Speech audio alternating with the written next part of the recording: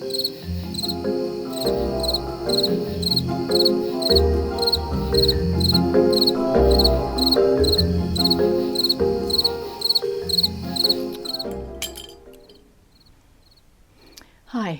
I'm Michelle Sterling for Friends of Science Society.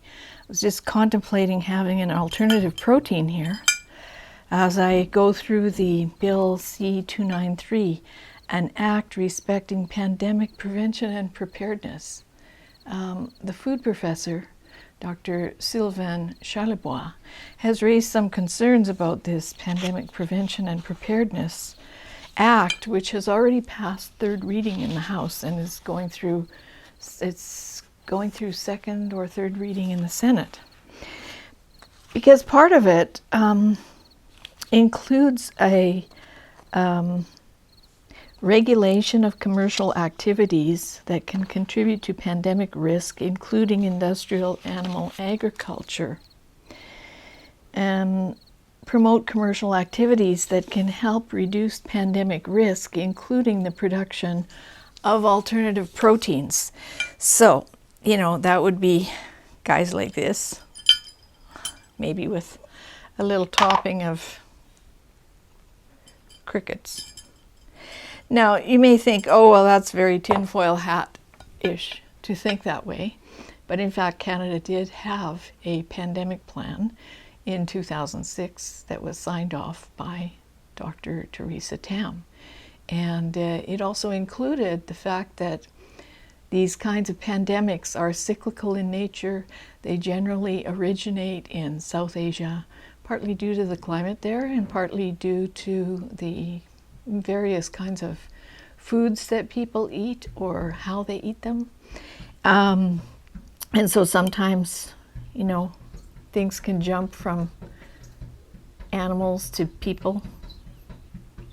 Anyway, so one thing that I thought about when I read this is I thought about the fact that we also had Leah Gazan put forward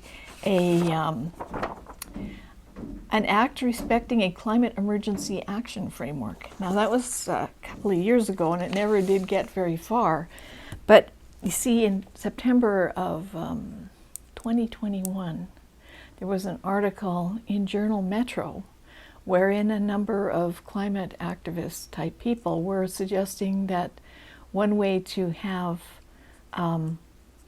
some success in reducing greenhouse gas emissions would be to impose a pandemic-style climate emergency and to follow some of the lockdown patterns that were followed during the COVID crisis.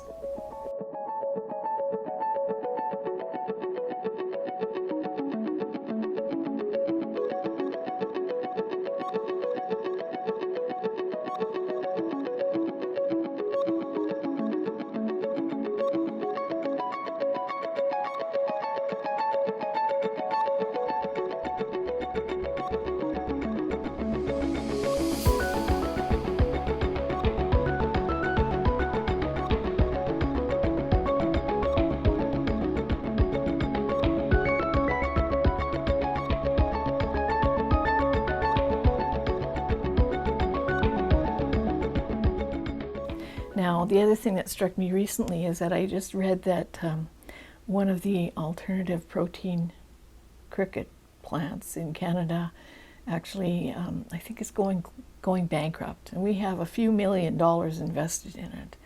But, one thing that was quite interesting, before lockdowns, the fintech sector was not doing very well. But when lockdowns happened, the fintech sector suddenly boomed and made a lot of money. So, I think it's important for us to consider the possibility of market manipulation through things like this. We know there was a huge wealth transfer during lockdowns.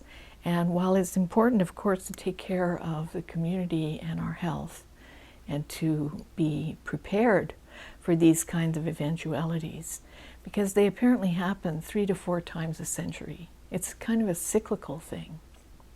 Therefore, it is good to be prepared, but it's also good for citizens to be aware of how these kinds of things could be manipulated. For instance, after the Paris Agreement was signed, Ivo de Boer, who was the executive director of the United Nations Framework Convention on Climate Change, he said that in order to meet Paris targets, climate targets, we'd have to shut down the world economy for 2 years.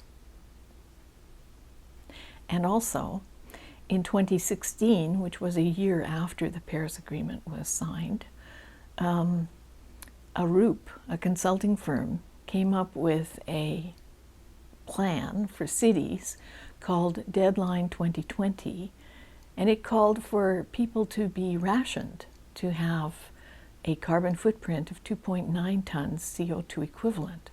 So I think I've mentioned this before, Canadians have something between a 14 to 17 ton CO2 equivalent carbon footprint personally, each of us.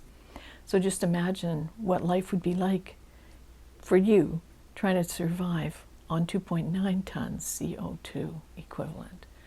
You know, that would cut all of your energy use and everything dramatically. So Canada's really having trouble meeting its Paris targets, which Canada itself set into law. We are required by law to meet these targets, and basically it's a matter of physics. We're not going to do it. And so in order to punish the people who continue to want to live like normal human beings, maybe they're going to try and make you eat bugs. Eat the bugs. No, thank you. I think what we should probably do is just simply quit Paris.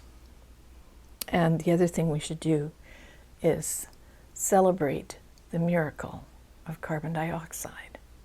Without it, we'd all be dead. For Friends of Science Society, I'm Michelle Sterling.